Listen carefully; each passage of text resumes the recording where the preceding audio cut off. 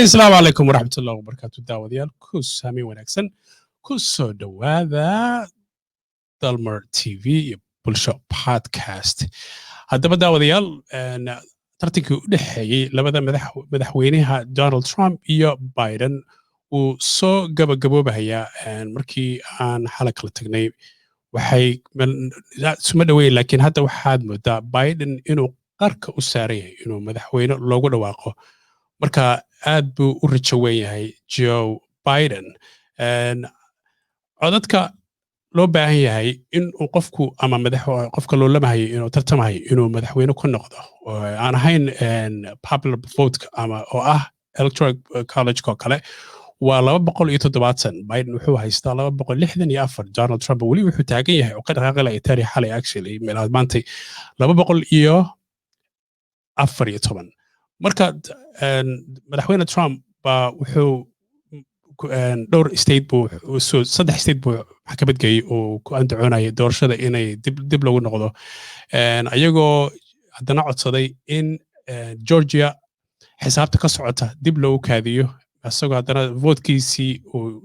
awal vote badan buu asagoo horreeyey hadda laakiin wuxuu horreeyay markii si fiican loo xisaabiyey wuxuu horreeyaa 47,000 sababaha waqti dheer ay u qaadanayso doorashadu in natiijada la soo dedejiyo waxaa sababay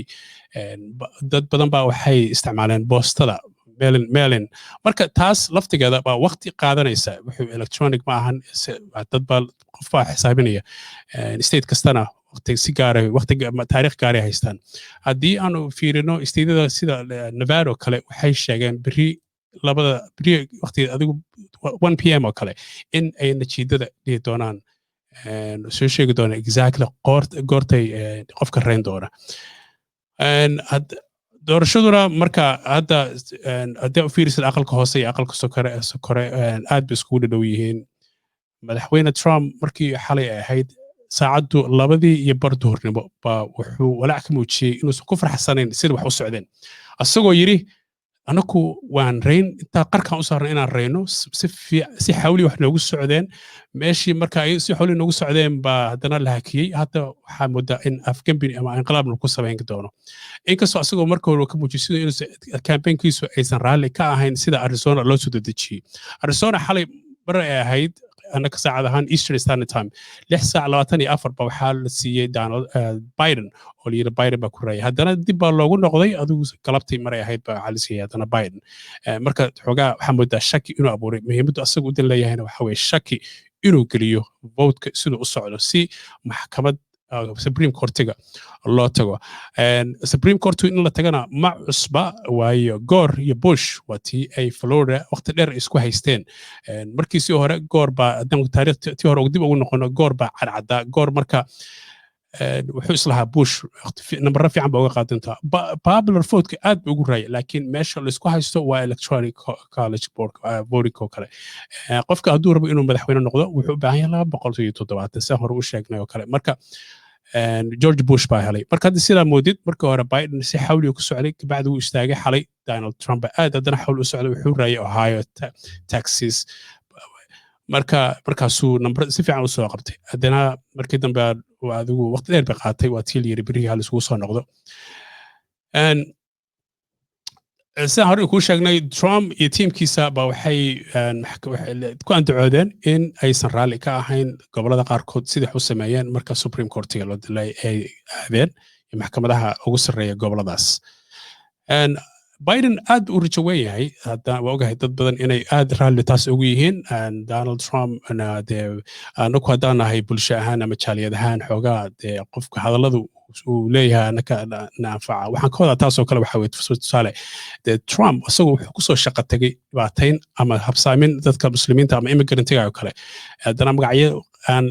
dhihi karin watuu ugu yaaray wadamada qaarkood kale marka sidaas baa waxaa moodaa dhiirigelin inuu bayskiisa uu siiyey oo bayskiisa uu leeyahay anaku haddaan America dib u soo celino haddaan taariikhiyada dib lagu noqdo America gore ficrayd ma jirin markii ma ahan dadku adoonsiga ka jireen waa jira dad ku andacoonaya oo badan oo Soomaali ah oo u fooday Donald Trump xaqna u leeyihiin kumana dhaliilayno laakiin ugu dambeyntii waan la isbarbar dhigaa labadooda keebaa ku roon keebaa naka noo roon dantanadu in keebay ka dhex muuqataa taas waa mar kale iyo dib isku soo noqon doono meel kasta Soomaaliya haddaan wada joogno haddaba daawadayaal sidaa haddaba aan ka muuqata weli sheekada kow iyo labo ma ahan waxaa laga yaabaa inay dhowr beri ama sii qaato ama ay bil ay gaari karto inkastoo 24 beri maysteedada qaarkood yiraahdeen hadda Navarro kale waa tan kaliya hadda ayadu waqti qabsatay kuwa kale waqti maysan qabsan Navarro waxay tiri beri baa duhurradii natiijada waan soo gudbinaynaa sida guddiga qaabilsan doorashada ay sheegaan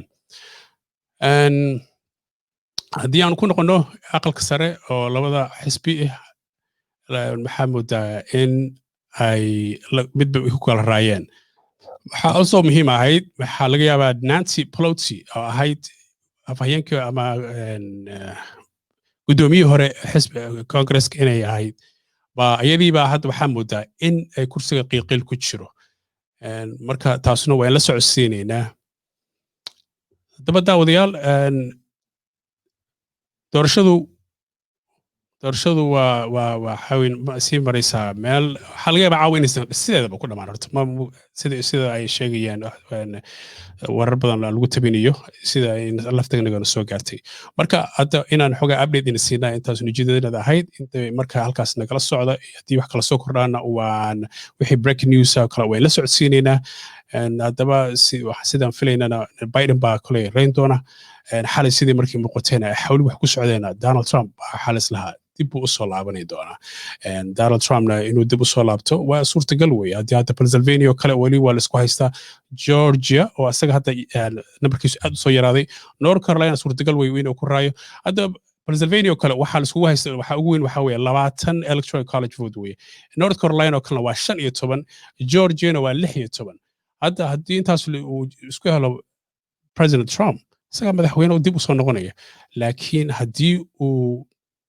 Biden uu helo Nevada kaliya isaga madaxweyne marka taas waqti kaliya naga xiga wixii dambo oo aan la socodsiin karo waan la socodsiinayna insha Allah soo kordha wixii breaking news marka halka nagala socda iyo Dalmar TV iyo social media live aan ka nahay haddii aad wax su'aal qabtaan oo aad nagala soo xiriir social media ama Dalmar TV wow cable WCSN ama satellite ko kale aad baan ku mahadcelinaynaa wixii soo kordhan waan la socodsiinaynaa mahadsanidin assalaamu calaykum